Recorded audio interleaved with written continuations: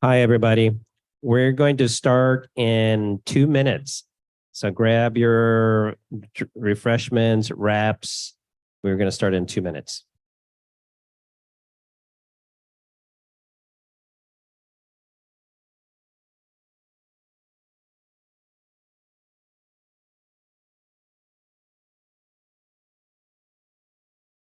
And before I have Joe Volman, our president, come up here and start the meeting, every table has a QR code, right? So if you want to see the program and particularly the bios of our new board members that are being installed tonight, you can go ahead and hit that QR code. Also, that leaflet on the tables has the password for the Wi-Fi in case your provider's not great. Verizon seems to be good. I just went to a graduation a few weeks ago for my daughter's graduation at Springfield College, and everything was QR code, everything, but everyone had zero connection, and the Wi-Fi was password protected. So people were running outside to get a signal to download, come back in so they could follow along. So, all right, without further ado, I'm going to invite our board president, Joe Volman, to start our meeting. And Joe, here's your gavel.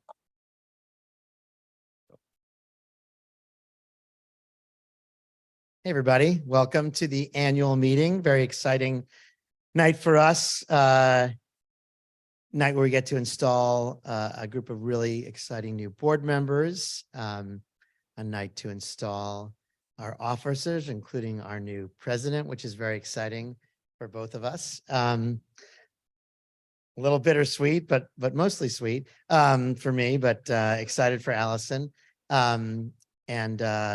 Those of you who came to C's heard my thank yous and my remarks there, so I'll try to keep it much shorter here. But just want to also to reiterate what I said at C's, which is it's just been an amazing 3 years. Really couldn't do it without this incredible board, amazing group of people, and as you'll see tonight, adding some incredible people to make it even more amazing group and deeper and broader in terms of skill sets and depth and diversity and youth and just really everything that we're doing is just so incredible. I'm so proud to be a part of the organization and to have had this little bird's eye view of what the organization's been doing the past few years. And I can't thank the staff and the executive team, and in particularly Lino, for making this such a wonderful few years and for getting us through what was a very tough couple of years from my start of my term, and finally got to actually see some light and look at some strategy and sort of look ahead for this last year. And sadly won't have more time to do more, but excited to have Allison take over.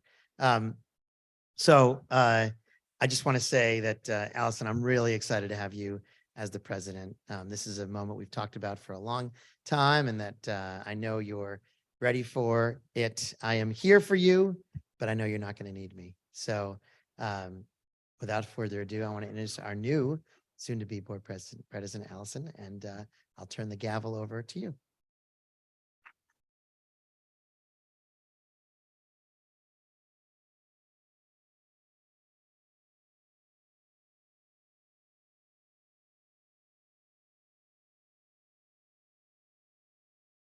Thought I wasn't going to have to lower the microphone, but I think I do. Hi, everybody. Welcome to our annual meeting. Thank you all so much for being here, and for those of you who are watching on Zoom. It's my pleasure to introduce our guest speaker, Dr. Judy Rogers, who is here as part of the Chester and Diane Black Lecture Series on Volunteerism and Civic Engagement. I first met Judy back in the summer of 2002, right after I finished grad school, when I could stay awake past 9 p.m. I had applied for a job as school psychologist and special education team chairperson at Beale Early Childhood Center in Shrewsbury, where she was the principal. Judy was one of what, at the time, felt like a huge team of people to interview me, but her bright smile and warm welcome instantly made me feel comfortable. We must have made a mutual good impression on each other that day because, spoiler alert, I got the job, and she's here tonight. When I learned I had the opportunity to invite tonight's guest speaker, Judy was the first person I thought of, and I'm so honored that she agreed. After all these years, I could not tell you anything specific about that interview, but I can tell you that working under Judy's leadership from September 2002 until June 2007, when she retired, was so meaningful to me, both professionally and personally. Judy was incredibly committed to all of the students and families of Beale, as well as the staff. She made me feel like a valued member of the school community from my very first day. She was always available and willing to talk through an issue, supportive and encouraging, especially with challenging students or parents. Not only has Judy known me professionally, but she also became a friend. She was part of my life for the big happy celebrations, like my wedding and the birth of my first child, and the sad ones, like when my grandfather passed away during my first year working at Beale. She's met my family and I've met hers. Even after we stopped working together, we would meet for coffee, and we've kept in touch by Facebook. She even recommended what has become my little guy's favorite restaurant in Florida. As you'll be able to tell from Judy's bio, which I'll read in a moment, she and I share a similar passion for volunteerism, giving back, and helping others. I think that's what has helped us to maintain our connection all these years. Thank you, Judy, for being here for me. And now, her bio. Judy Rogers has an extensive background in school leadership, which spans over 20 years. She served as a public school teacher and subsequently as an elementary principal in Massachusetts, at which time she earned a doctorate in educational leadership. Judy has taught graduate students who are aspiring principals and also coached new principals. Her background includes a strong focus and passion for early education and teacher collaboration. As a former member of the Mount Vernon National Advisory Council, Judy kickstarted the mentoring program for the Elizabeth J. Summers Women's Leadership Program. Judy was also a contributor with the Global Women's Institute to I Am Malala, a resource guide for educators. She currently serves on the Board of Trustees for the George Washington University. In her spare time, Judy enjoys traveling with her husband, baking, and spending time with her 5 grandchildren. Judy?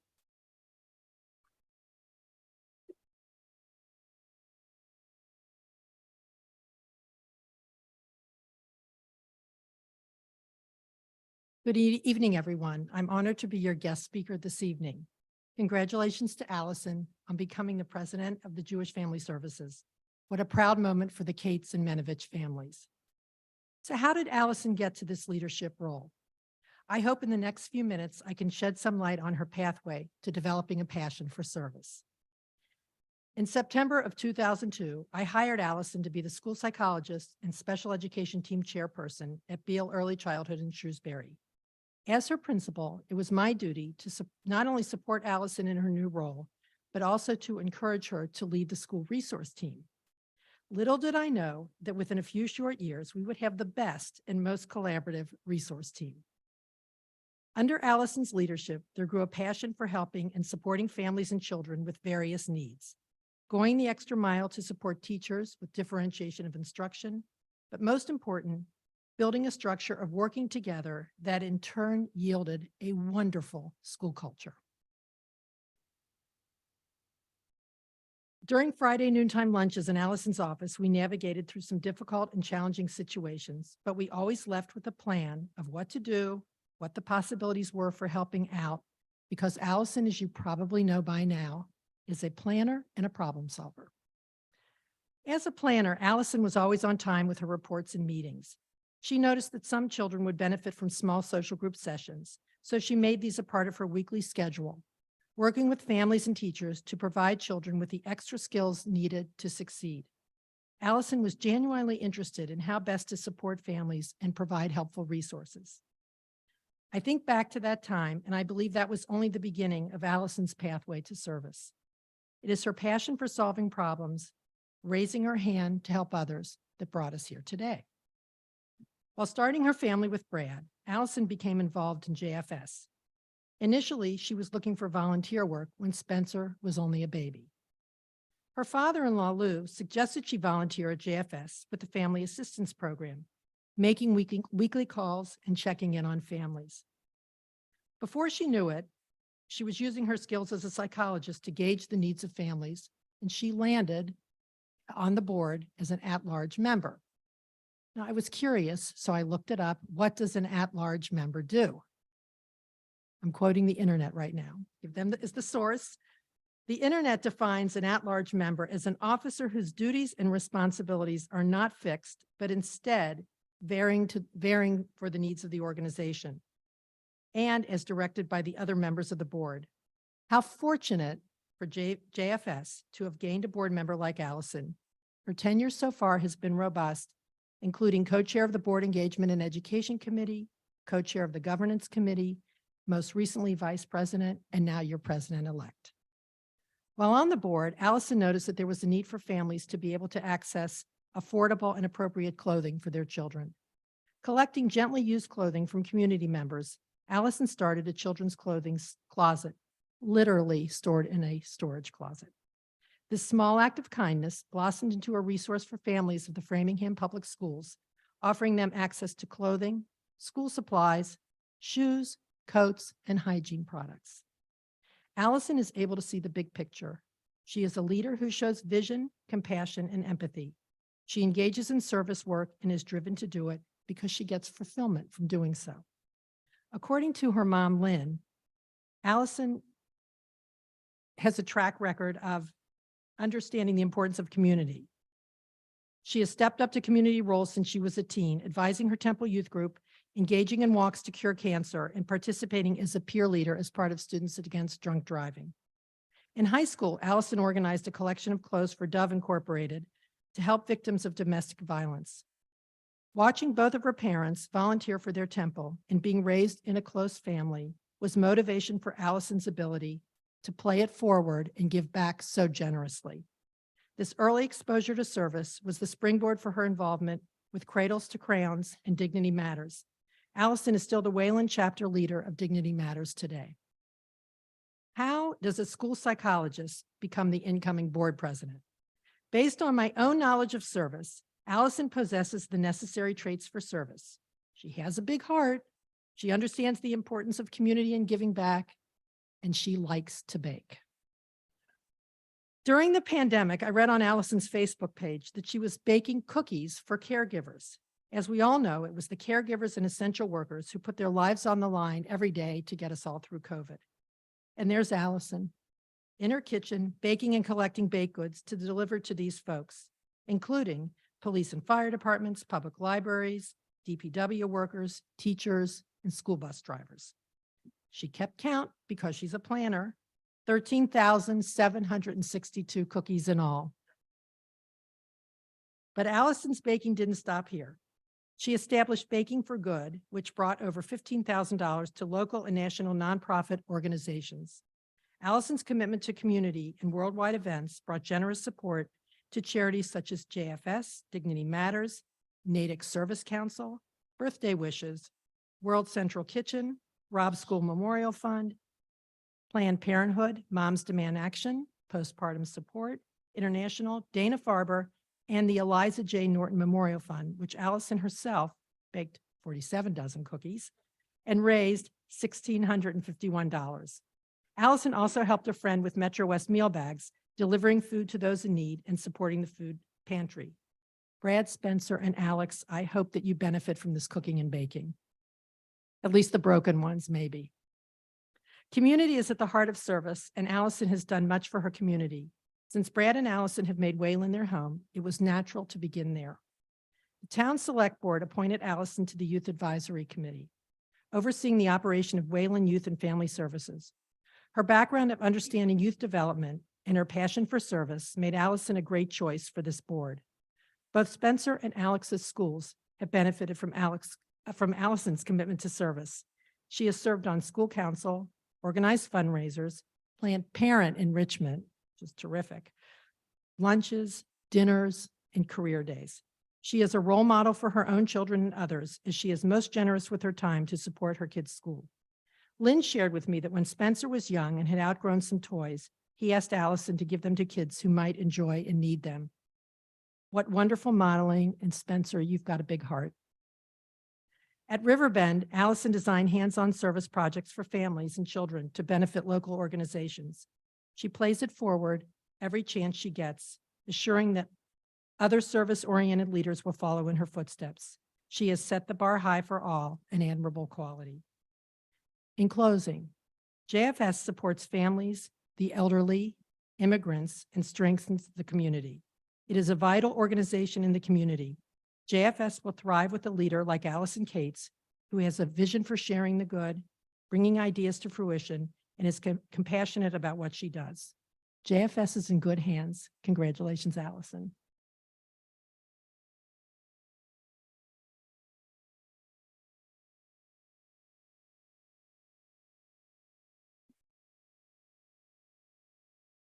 Thank you, Dr. Rogers, for your awesome comments. And thank you for Wendy. I was having a cough issue. I always go to my staff to fix whatever problem we need fixing. I think I'm fixed now. Tonight, part of our program, as you see from agenda, is one of my favorite parts, is when we get to award, particularly awards from me for our volunteers. As many of you know, we basically have to have active volunteers for everything we do. Today, we have 275 active volunteers. When I say 275, these are not people who shred paper for us at JFS. These are people who are actively, if you want to shred paper at JFS as a volunteer, it doesn't happen. These are people that are actively out helping us with our mission, helping resettle families, helping figure out a food program for older adults. So I should be giving out hundreds of these awards, but we can't because we'd be here for hours. So we really pick 4 or 5 that have really stood out throughout the year. So we call these my roll up the sleeve awards. Literally, these are people who have really rolled up their sleeves. And if you are present tonight while I'm saying these comments, please stand. If you're on Zoom, please wave. The first award is to Jane Cohn. And I know you're here, Jane, so you're going to have to stand. Jane Cohn has been a volunteer in our family assistance program since November of 2022. As a retired social worker, Jane joined the program eager to work directly with clients and assist in program activities. She has been extremely helpful in supporting the work of the program on many levels. Jane makes wellness check calls to clients, reporting concerns back to the case managers. She has made calls to sign up clients for holiday gifts and meals and has even helped to deliver the meals. Jane has done research to assist the program staff in identifying resources that will be helpful to our clients and has helped send birthday cards to clients each month. Jane shows a willingness to do anything asked of her, but especially enjoys client contact. Through her participation in team meetings, she has been integrated in the team and participates in active problem solving, offering insightful suggestions and ideas. We are extremely grateful to have Jane in our team. And Jane, you have to come up to receive your award.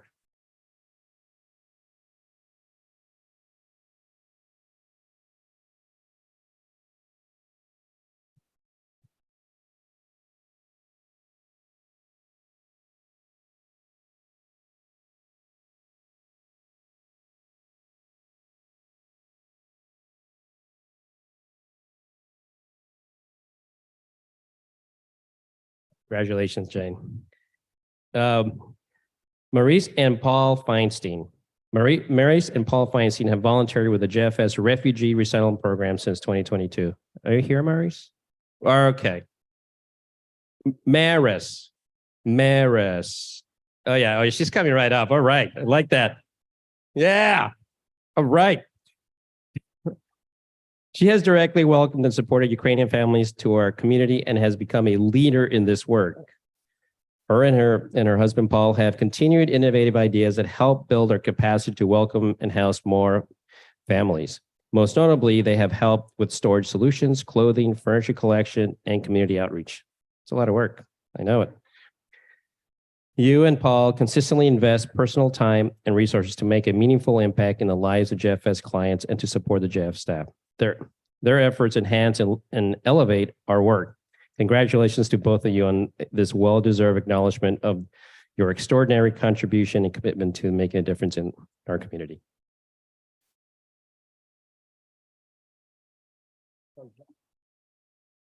Okay.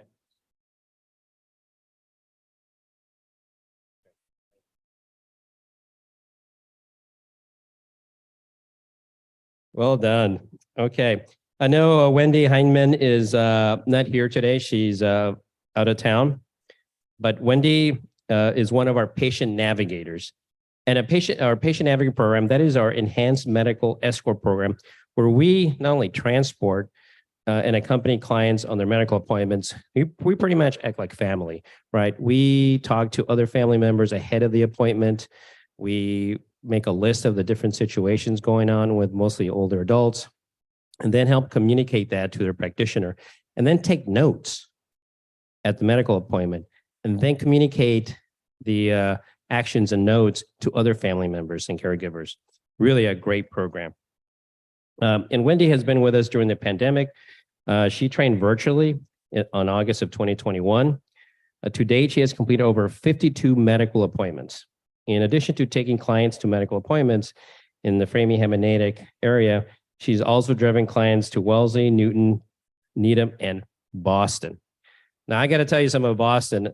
A 10 or 11 o'clock appointment starts at 6 a.m. and ends at 6 p.m. It's a 12-hour engagement for this volunteer. Huge commitment, but the impact's amazing, right? Otherwise, no one would be there for that older adult for that visit. This is really an incredible program. Wendy is very flexible with her time, obviously, and will often accept appointments that have been sent out repeatedly for a matching. She sends feedback right away and often includes really helpful information about the client, the medical visit, office operations, etc. The patient navigator team considers her a rock star, and I am thrilled to recognize her with this award for her dedicated service tonight. So.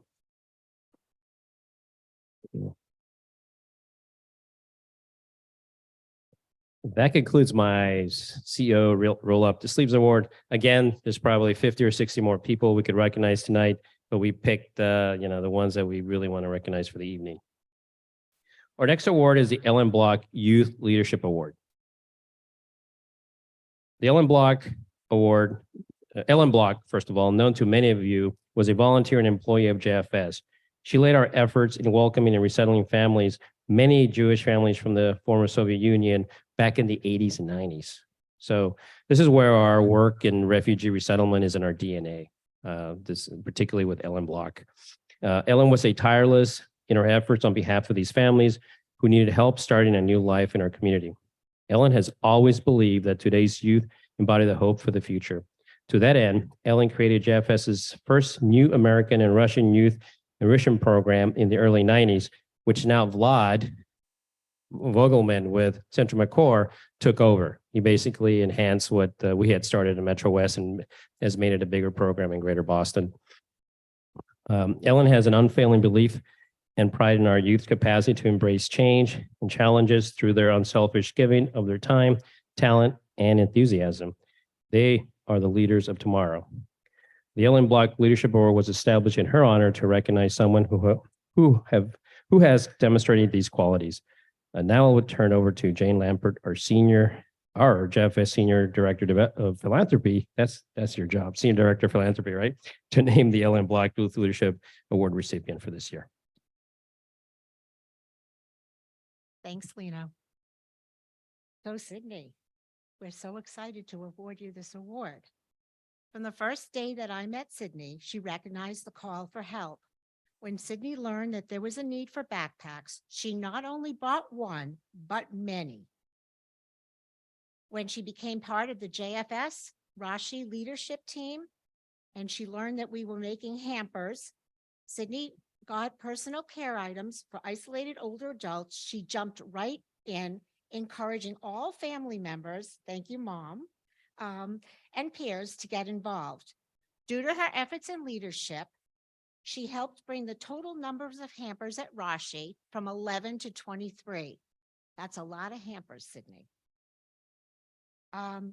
She made it her mission to bring awareness to the younger grades, encouraging and inspiring all grades from pre-K on to start giving back to people in need. At Teen Leadership Council meetings, Sydney asked very great questions to understand the deeper level of commitment. When asked why JFS mattered to her, Sydney responded, It's important to know that people who want to help those in need, especially Jewish people. In the fall, Sydney will be going to school at Chauncey Hill, Chapel Hill, Chauncey Hall. And thank you, Sydney, for your passion and leadership in inspiring others to help those in the world.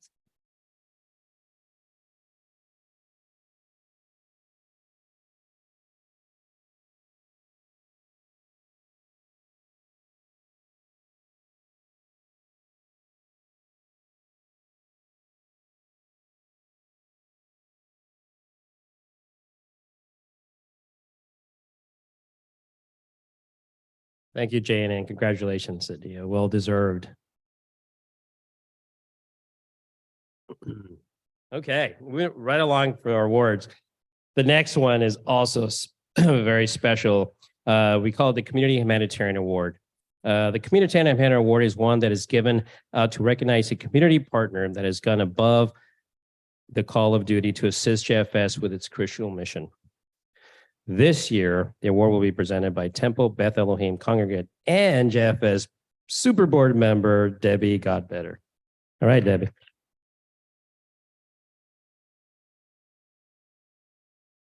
Drum roll, please. This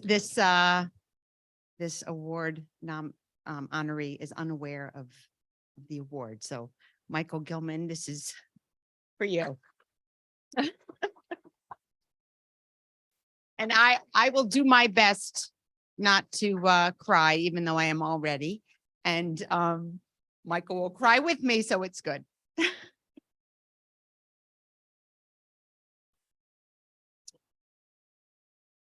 Michael Gilman's fingerprints are lovingly felt within every Shehechianu moment and every success that we have collectively celebrated since TBE volunteers and JFS resettlement staff created a remarkable partnership back in 2016. Michael's compassionate, steady, and strategic leadership has gathered a community of over 75 volunteers, enabling us to welcome 11 families from Syria, Afghanistan, Ukraine, and Venezuela, with plans to welcome another family in August and actively organizing to bring more families to the U.S. Those who work closely with Michael know well the time, dedication, and love he pours into these endeavors. His humility and active behind-the-scenes work mean that some of you may not be aware of the critical role Michael plays in our resettlement work. I and Michael's colleagues refer to Michael as the definition of a mensch, salt of the earth, our moral compass. When he sees injustice and suffering, he continually calls upon each of us to take decisive action to attend to others' needs. As founder and leader of the Immigrant Justice Group at TBE, Michael plays a critical role in raising funds, designing events, engaging volunteers and supporters, collaborating with community members to strengthen our network and broaden our scope. He inspires all of us to accomplish more than we initially thought we could. He and his wife, Laura, are active volunteers, supporting families as they navigate their new communities and are now loving surrogate parents and grandparents to so many. With tears in his eyes, Michael has tenderly shared the depth of his appreciation for the families he has welcomed, explaining that while the families are grateful, he too is thankful and forever changed. And so with this, JFS staff want to thank Michael for his years of dedicated partnership. We are honored to present to him the 2023 JFS Community Humanitarian Award.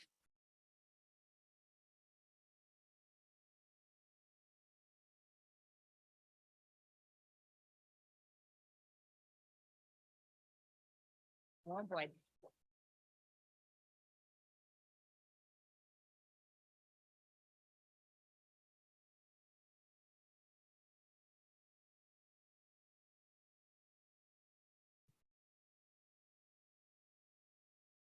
And for all of you who know Michael, he just doesn't sit in a conference room or a committee, saying, you do this, do that.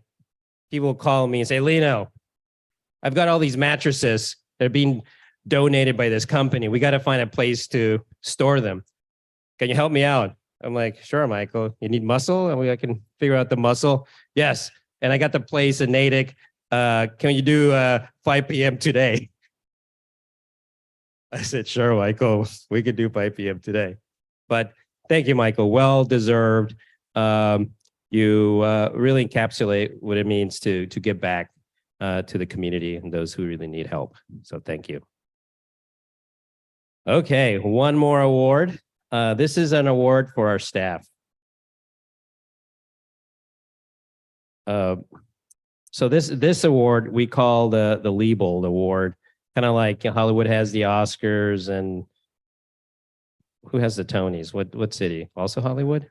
New York. Thank you. Yeah, it was last night, right?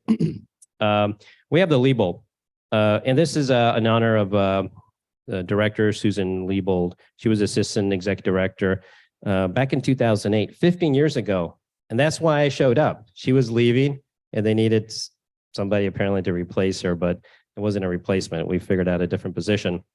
But anyhow, she was so great and so impactful to JFS that we decided to honor her with an award. And so we honor her amazing positive impact to all things JFS by establishing this award in her name. And the intent of the Liebold Award is to recognize a staff member who has made continued professional growth and has substantially enhanced the JFS mission. I always keep it cryptic so no one knows till the very end. The recipient of this year's award can be best summarized with the following bullets. Energetic and enthusiastic, for sure. Loves a challenge. Oh boy, I mean, she really loves a challenge. Particularly the challenge that this staff member had to do is really grow the program to meet major, enormous needs in our community. She's very engaging, always focused on the mission, extremely competent, compassionate, and certainly most important, pleasure to work with. And this year's recipient of the Liebold Award is Myra Tardif, our home care manager.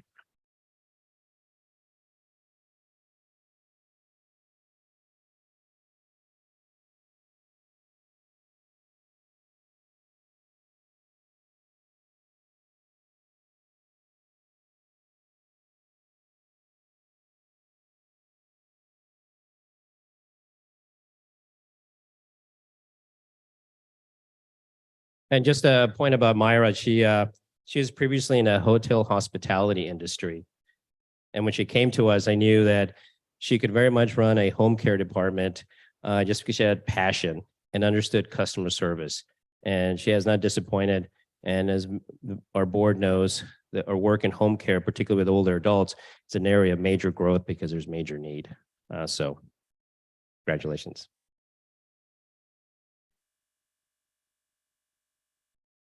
All right. Next, we have the small business side of the meeting that goes pretty quick. And I would like to turn it over to our current president, Joe Volman. This is kind of your last things to do. Enjoy. Just when I thought I was done. All right. So the boring part of the business of the meeting, which is to approve the minutes from last year's annual meeting. So those are handed out to the board members. And so can I get a motion to approve the minutes from last year's annual meeting? Allison moved. Can I get a second? Meyer, great. All in favor? Aye. Any opposed? All right, the minutes are approved. That really is, I think, my last act, right? So now I'll turn it over to Meyer to give the treasurer's report.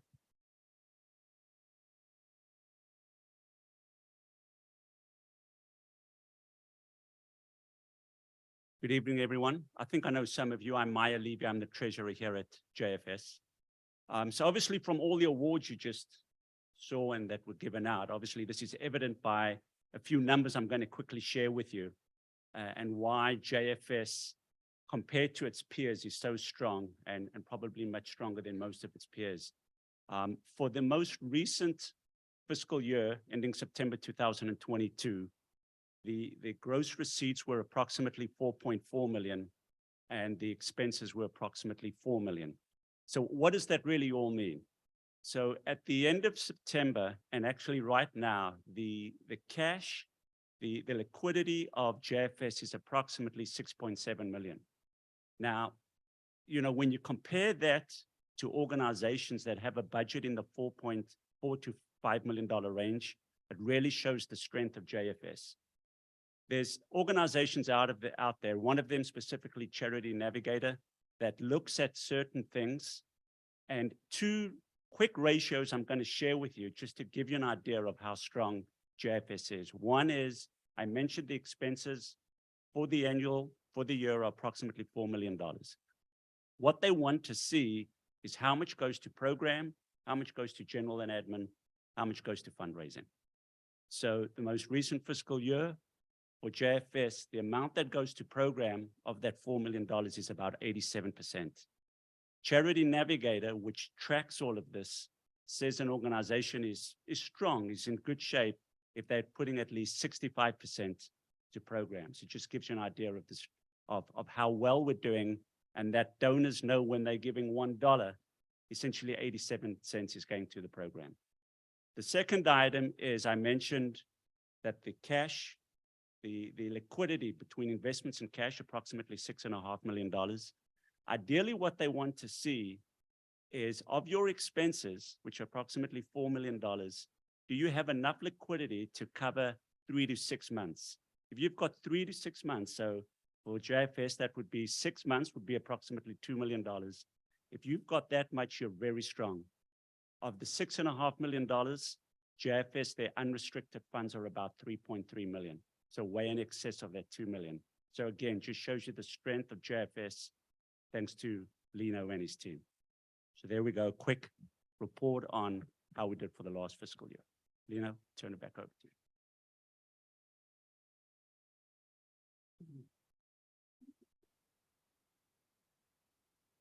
Now, something that's important to note, if you're a donor and go, oh, JFS is in great shape, they don't need any money. There's a reason why we're so healthy, because we're always really showing our programs, pitching our wares, and raising funds, right? And we have an incredible team, incredible board members. Our staff are always in tune too, and they hear that somebody has a family foundation. Oh, well, family foundations are obviously, what does they do? Well, we help families. This is what we do, right? Pretty much JFS, we're in all the areas of need, with the exception maybe of major medical or cancer causes, but we still have a patient advocate program where we do help people get to medical appointments. So what this means, we are a great investment. You stole my thunder. I will talk about that in my comments a little bit later. But the next really important part of our annual meeting is the discharge and installation of our directors and officers. So I'd like to invite up our VP, Ian Rubin, who also is the chair of our governance committee, to pinch hit tonight, because you might have seen an earlier agenda where we had Sarah Abramson, CJP senior VP of impact and strategy, and she was ill tonight. So I got the call, and I called Ian and I said, "You're pinch hitting today. I know you have a pretty good batting average." So he said, "Absolutely, I'm here for you." Ian, over to you.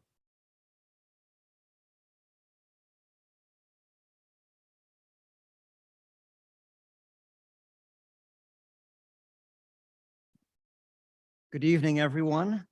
Big welcome to all of those who are in the room tonight and all those who are watching online. As Lino introduced, I'm Ian Rubin, co-chair of the JFS Governance Committee, and it's my pleasure and honor to have been invited to discharge and install the JFS board for 2023 to 2024.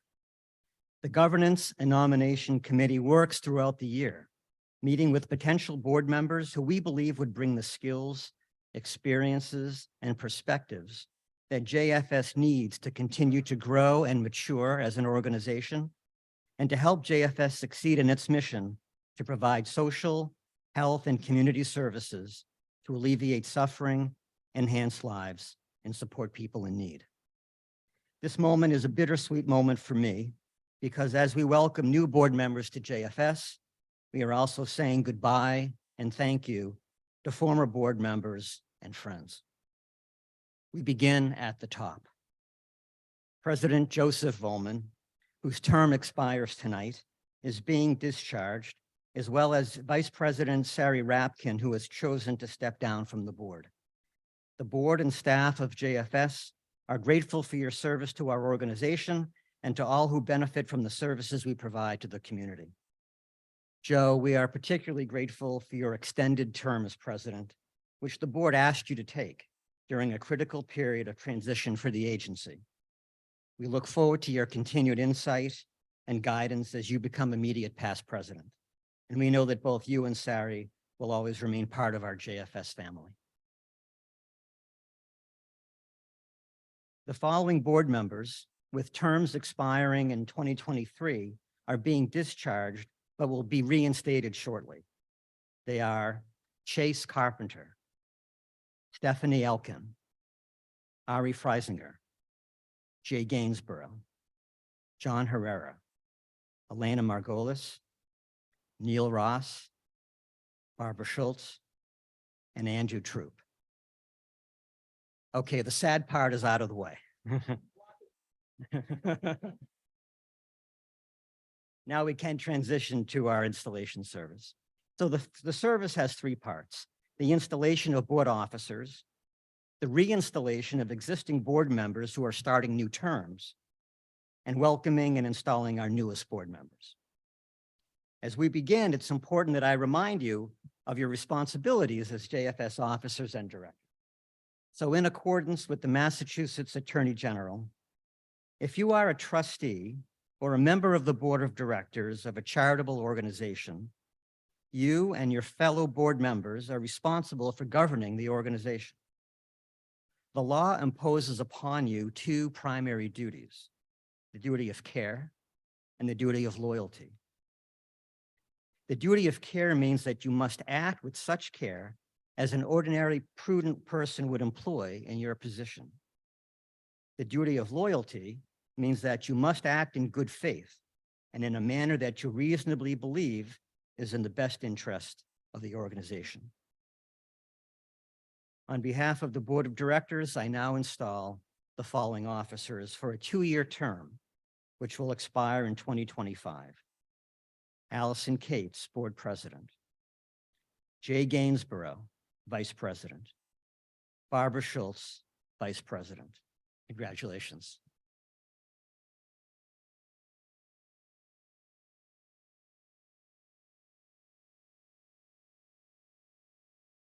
I will now reinstall the following existing board members who will start new 3-year terms, which will expire in 2026. Starting their second terms, Stephanie Elkin, John Herrera, Elena Margolis, Neil Ross, and Andrew Troop. Starting their third terms, Chase Carpenter and Ari Freisinger. Congratulations.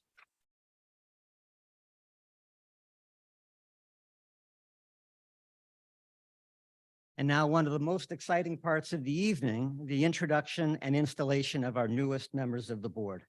I'm going to share brief biographies of each as their photos and their fuller biographies are displayed. Being installed for their first 3-year terms.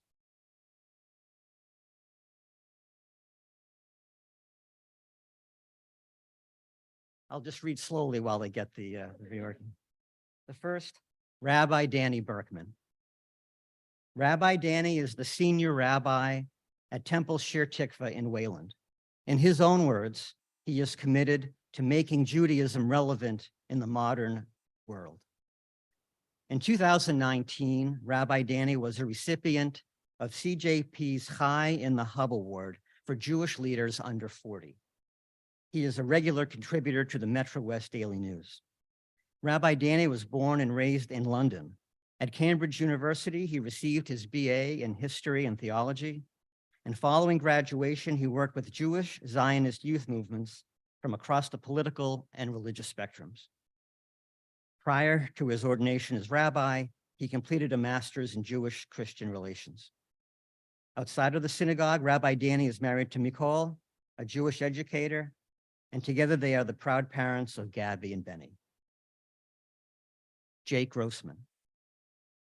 Jake is the president of the Grossman Companies, where he is responsible for the sourcing of new acquisition and investment partnerships, along with management of the company's real estate portfolio, which comprises 3 million square feet in southern New England. Jake is actively involved in a variety of organizations and with his wife is most focused on leveling the playing fields and spreading opportunity. Jake holds a BA from Brown University and lives in Dover with his wife and their 3 children.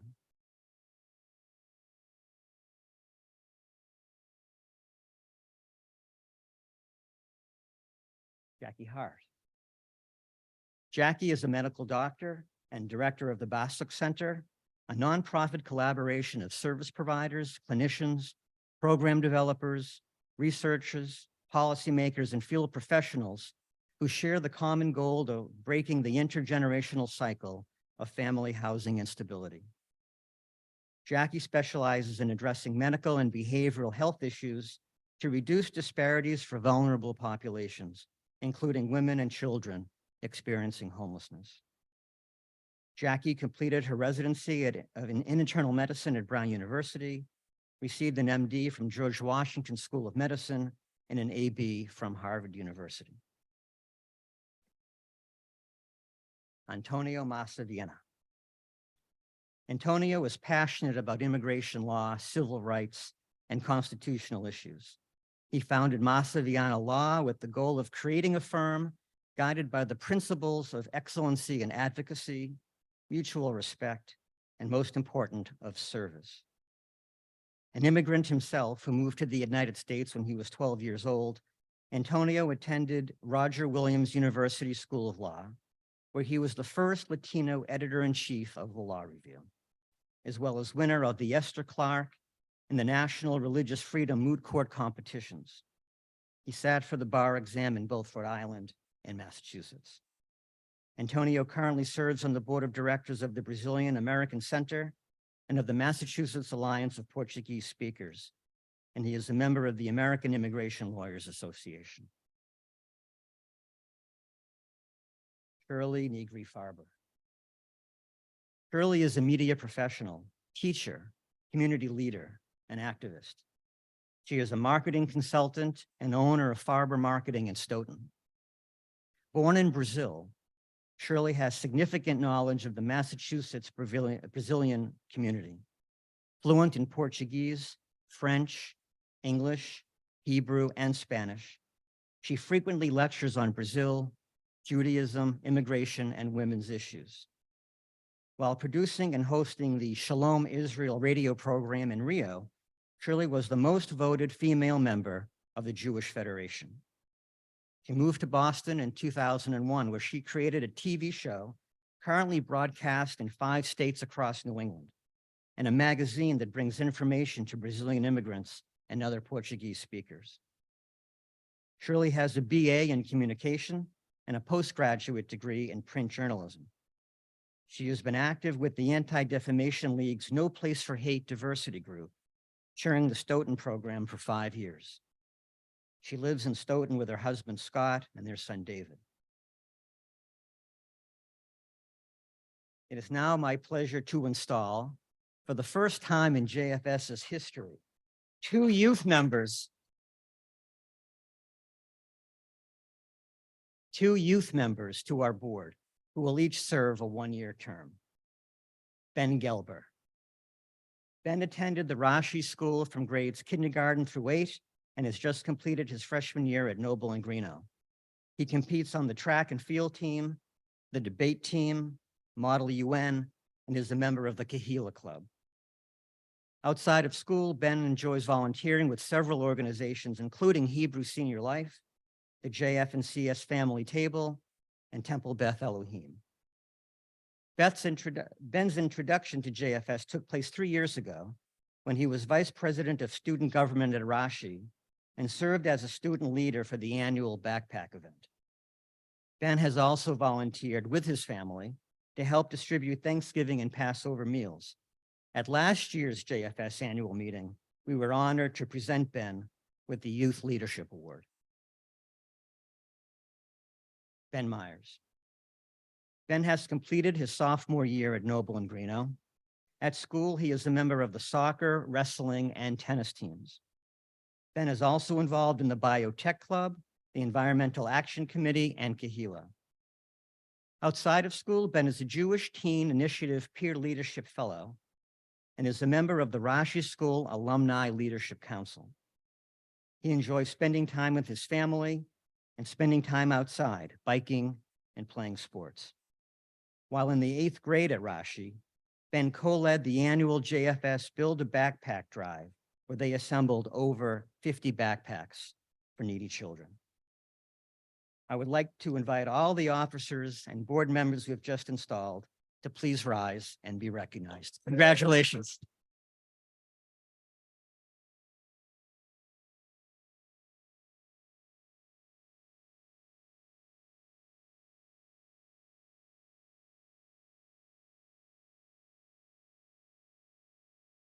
Now it is my pleasure to turn the podium back over to Lino. Thank you very much.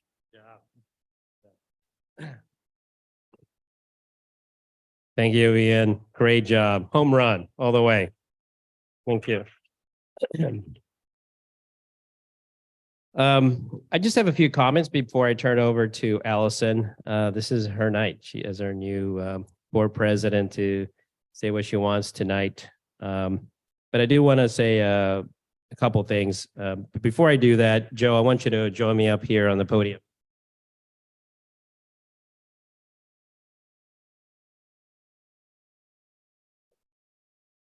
As Ian mentioned, Joe, the standard term for a president is 2 years. When I took over in January 2020, of course, March 2020, we remember the big COVID craziness. And Joe took over June of 2020. We were calling ourselves the COVID twins for a while there. COVID CEO, COVID president. There was a lot of crazy stuff going on.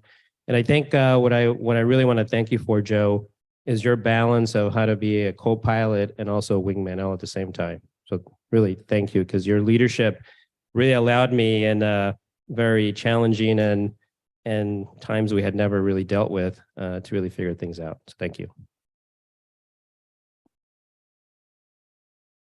And no, don't leave yet. Don't go yet. And that was every time I speak to Senate President Spilka, because she really likes to know what we're doing, because we're kind of like the little bird in the gold mine, where we're doing different things and seeing different things. So she's always asking me what's going on. And I told her you were leaving, and she told me, tell me all about what he did for you.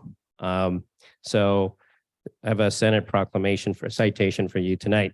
The Senate President really wanted to be here tonight, but as you know, they're in the midst of getting the budget approved by the governor, so she's pretty busy in the office. But official citation, be it known, the Massachusetts Senate hereby extends a congratulations to Joseph Volman in recognition of your inspiring leadership and service as board president of Jewish Family Service of Metro West, enabling the organization to successfully create an even greater impact on the communities it serves. And be it further known that the Massachusetts Senate extends its best wishes for continued success, that this citation be duly signed by the President of the Senate and attested to, and a copy thereof transmitted by the Clerk of the Senate. This is signed by Senate President Karen Spilka, attested by the Clerk, and offered by the Senate President Karen Spilka.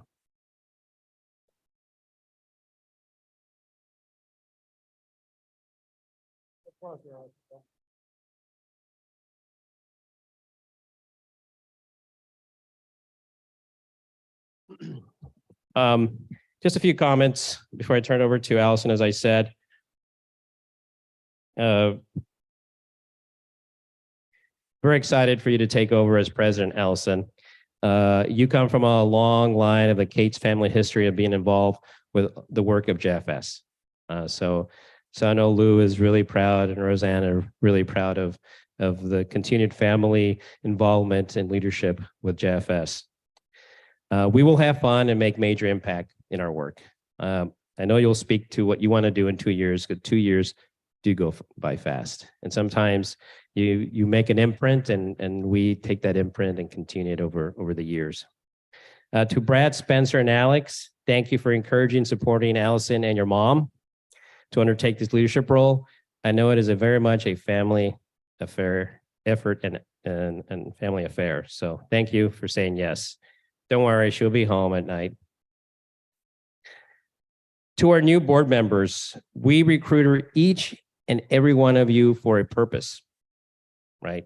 I'll talk about some of our areas we'll continue to focus in a while, but each of you are here for a reason. And you'll find out that reason in the summer when we have conversations. But your skill sets, your passion in your particular areas is why we really worked hard to recruit you. And I really want to thank the governance and nominating committee, because you really made that happen. You really figured out what are you asked the right questions. Lena, what do we need for the future of leadership? All right, so this looks like the landscape, and this looks like the recruiting target we need to look at. You're not targets, but that's to speak at the governance and nominating committee process. This coming year, we will continue to execute our 5-year strategic plan and help the most vulnerable amongst our 3 major populations that we're serving: older adults, immigrants, and immigrants includes refugees and asylum seekers, and of course, our commitment to Jewish families in need. Top of the list, as for those who were at Seize a Dream, is housing. Housing, we're in a housing crisis, and it cuts across all our programs. And just this week, which was a really troubling case, we had a mom with 2 kids, small kids, a mom, 22-year-old mom, not in our network, not in our populations that we serve, that kept going to different government institutions, government-funded organizations, and she was homeless, and she kept being told, you have to go to this office, this office, this office. And finally, someone told her, call this organization because they may know how to help you. And guess who that organization was? JFS. We get the call. We never say, not our job. We're going to bump you off to somewhere else. We help. A 22-year-old woman with 2 small children. We immediately got her a hotel room for multiple nights while we're trying to figure out what is the problem with the system. And I mentioned this today to somebody who works with a lot of clients in this area. And he told me he's starting to see also this degradation of services that normally are provided by government. Government provides the safety net, right? We've always talked about at JFS that we're there to catch people when they fall out the hole of the safety net, right? We're not government. We are not a safety net. But more and more, we're starting to see the safety net, have cracks in it, holes in it. And this is a really good example of this case. And I'm really, I take these cases and I'm really curious about why did it happen? What caused that situation? Can we push the system to do better, right? To sound the alarm. Again, we're like sometimes that little Tweety bird in the mine as a warning.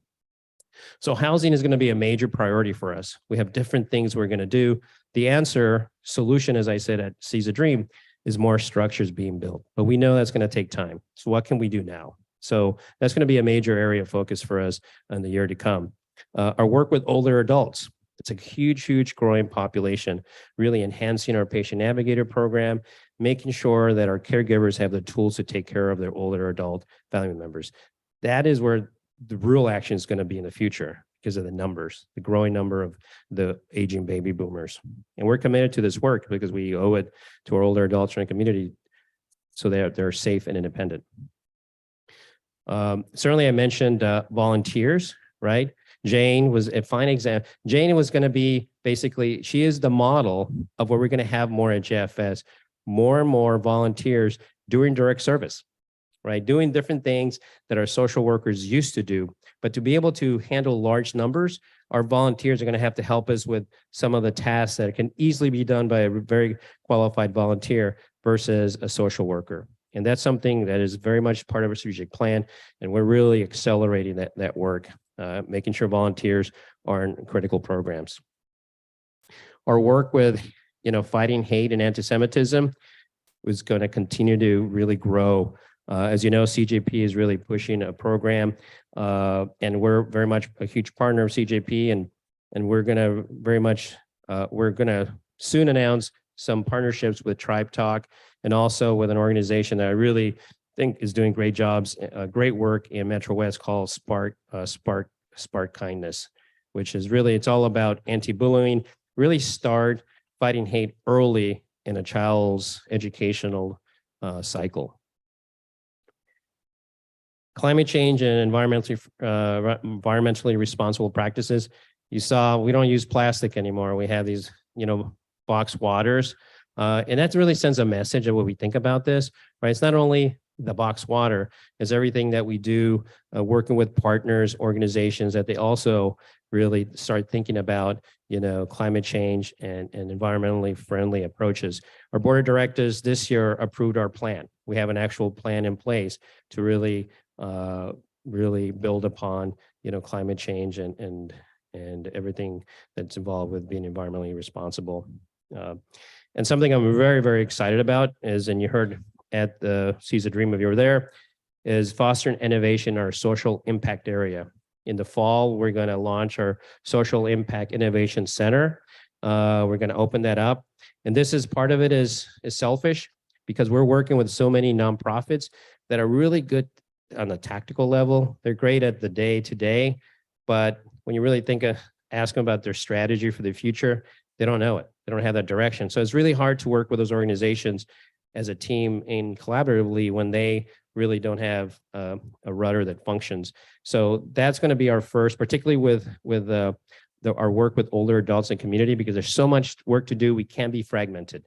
And right now, there's a lot of fragmentation in the social impact area throughout Boston, but particularly in the Metro West. And we pride ourselves on being nimble and innovative.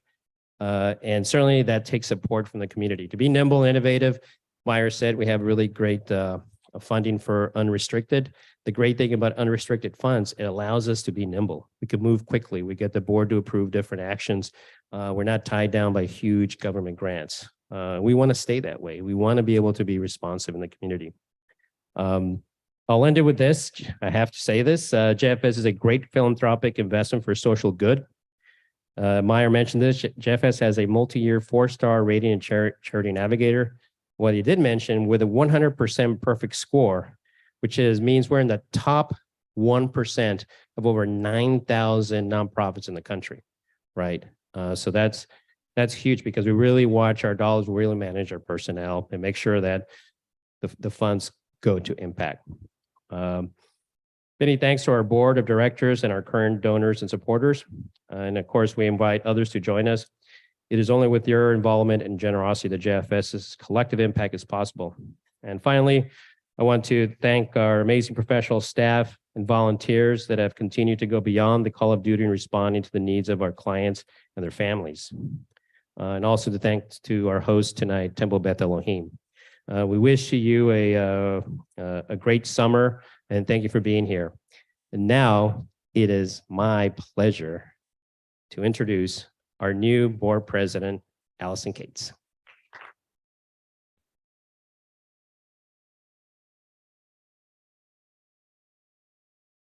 Sir Gavel too. Over this again. Thank you, Lino. So one of my responsibilities as board president is to make sure our meetings end on time. I guess I've already not succeeded in that, but I will do my best to get us all home soon. Thank you again to Judy for your kind and thoughtful words and for braving 128 traffic from New Hampshire to be here tonight. I'm forever grateful for your mentorship during the years we worked together and for your continued friendship. Thank you to my husband, Brad, and my kids, who have finally learned not to say a word when I tell them I agreed to join yet another committee or help out with yet another project. I certainly would not be here right now without their patience, encouragement, and support. I would like to give a huge thank you to Joe, who brought us through COVID, and to each president before you. Your leadership and endless devotion to JFS have helped to make the agency and the board what they are today. You've left me with big shoes to fill, but I'm up for the challenge. I'd like to thank Lino, the executive team, and all of the hardworking staff at JFS for your passion for the agency and your compassion for and commitment to your clients. You are the ones who are out in the trenches, supporting and standing up for the most vulnerable in our community. It is because of you that JFS continues to have a 4-star rating from Charity Navigator, as Lino just said. That is truly impressive and something we should all celebrate. My final thank you is to my father-in-law, Lou Cates, without whom I would not be standing here. My very first exposure to JFS was when Lou was honored at Seize the Dream. After getting over my shock at the amount of food that night, and for anybody who's been there knows what I'm talking about, I remember thinking that JFS was an organization with which I would like to be involved someday. Fast forward to when my son Spencer was a toddler, I was working part-time and wanted to devote some of my other time to volunteering. Lou suggested I call JFS to see if they could use my help. I started to spend a couple of hours each week helping with the family assistance program, and after about a year, I was asked to join the board, and I guess you know the rest of the story. Lou, I'm sure you know that one of the responsibilities of a JFS board member is to act as an ambassador for the agency. I think it's safe to say that you have succeeded. Thank you and Roseanne for making that introduction that began my involvement with JFS. When Mark Jacobs, our previous CEO, asked me back in 2018 or 2019, it all kind of blends together, if I'd consider becoming president of the board after Joe, I was flattered. Although I had never imagined serving in this role, I accepted right away without hesitation. It seemed so far away at the time. Since then, Mark has retired and Lino became CEO. We've weathered COVID and all the uncertainty that went along with it. Our budget has increased and we've seen programming and staffing changes. However, one thing that has remained constant is that JFS is an agency that does not quit. When there's an issue in the community, JFS is there. When there are people in need, JFS is there. When there are new agencies with whom to partner, JFS is there. I am so proud to be part of this mighty organization that serves so many throughout Metro West. Another constant is the dedication of our board. It's been said that there are 3 T's of philanthropy: time, talent, and treasure. JFS is incredibly fortunate to have a board comprised of people who truly embody this, whether it's taking the time to deliver holiday meals to older adults, utilizing one's marketing skills to increase the agency's social media presence, hosting a fundraiser to introduce new people to JFS, or making a financial gift that allows JFS staff to do the much needed work they do. Each year, I'm amazed at the variety and caliber of skills and experiences, both personal and professional, that our new board members bring to the table or to the Zoom screen. This year is no different. I'm especially excited about the addition of our youth board members. I am confident they will bring much needed perspective, and as is true of most of their generation, hopefully much needed social media expertise. With each new board president usually comes a new area of focus. When I first began to think about what I wanted to focus on during my term, the current mental health crisis immediately came to mind. Mental health, especially in children and adolescents, is something about which I've always been passionate. From my first days as a school psychologist, to my first days as a parent, to now as board president of an agency serving the most vulnerable in our community. This focus on mental health aligns well with the mission of JFS, which is to provide vital social, health, and community services to alleviate suffering, enhance lives, and support people in need. We must support all aspects of an individual's health and wellness to help them achieve stability and independence. Over the last few years, we have seen an increase in mental health challenges like anxiety and depression in young kids, teens, and adults. Here are some staggering statistics from the National Alliance on Mental Illness and the National Institute on Mental Health. In 2021, 57.8 million adults in the US, that's 1 in 5, experienced mental illness. 17% of kids aged 6 to 17 experience a mental health disorder, and less than half of people with mental health challenges have received services. More and more, we are hearing about famous people discussing their own mental health challenges. Swimmer Michael Phelps has been open about living with depression, anxiety, and suicidal thoughts. In May 2021, Naomi Osaka, a 4-time Grand Slam winning tennis player, withdrew from the French Open after expressing concerns over her mental health. Then a few months later in July, gymnast Simone Biles withdrew from competitions in the Tokyo Olympics for the same reason. Whether or not you believe they did the right thing by withdrawing from their respective competitions, it required a lot of courage for these very public figures to share their very private struggles with the whole world. It's also becoming much harder to find appropriate mental health support, especially for kids. An ABC News story from July 2021 describes a Massachusetts 7th grader who spent 14 days at Boston Children's Hospital, 7 of them in the emergency department, before a bed opened up in an appropriate inpatient facility. A CNN article from February 2023 cites findings from a study of more than 28,000 children aged 6 to 17 enrolled in Medicaid who visited the emergency room at least once between January 2018 and June 2019. Less than a third of those children had received an outpatient mental health visit within 7 days of being discharged from the ER, and only a little more than 55% had a follow-up within 30 days. It's even worse for children of color. The crisis has become so dire that in 2021, the American Academy of Pediatrics, the American Academy of Child and Adolescent Psychiatry, and the Children's Hospital Association declared a national emergency in child and adolescent mental health. It's important to realize that this crisis also exists right here in our own backyard. There are about 244 clients in JFS's Family Assistance Network program.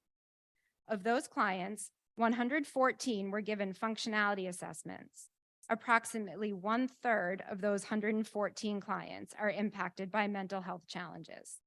An estimated 10 to 15% of clients in other programs have substance use or psychiatric diagnoses, and many more have undiagnosed anxiety or situational depression. All of our refugees and asylees have a higher probability of developing PTSD due to the trauma to which they were subjected. Finally, many of our older adult clients present at different stages of dementia. Clearly, this is a problem that needs to be addressed. One of the goals I hope to accomplish as president is to continue to bring mental health needs to the forefront and improve access for those in need of support. This focus aligns with one of CJP's new strategic program initiatives, which includes destigmatizing mental health issues, increasing access to mental health services, and advocating for change in the greater community.